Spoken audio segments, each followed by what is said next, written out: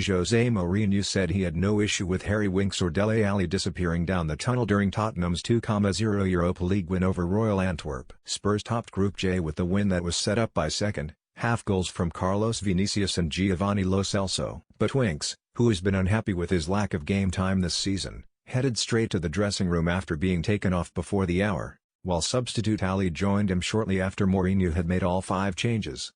Harry Winks subbed off 58 minutes in and heads straight down the tunnel. Pic.twitter.com/153p5 Alli did return to the bench in his non-playing kit and was the only unused substitute not to take part in a post-match warm-down.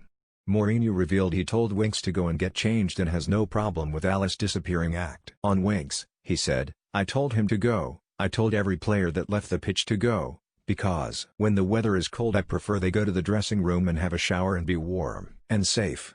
Quite hard to see an obviously good lad like Harry Winks hauled off after 57 minutes tonight and heading straight down tunnel. Clearly the manager doesn't rate him. And results say the manager knows what he's about. So what happens next? "I told them to go, some prefer to stay. Even cold, they prefer to stay and participate in the game from the bench." Winks decided to go and I am happy with that because I am the one that told him to do it.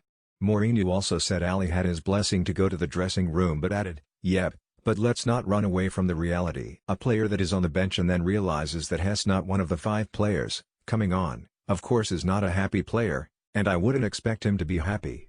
But every player that is on the bench or every player that leaves the pitch in cold weather, with me, they can go to the dressing room and I even prefer if that happens. After a lackluster first-half display, Spurs got the job done as Vinicius tapped home after Gareth Bale's free kick had been tipped onto the post. And then Lo Celso killed the game after being played in by Harry Kane.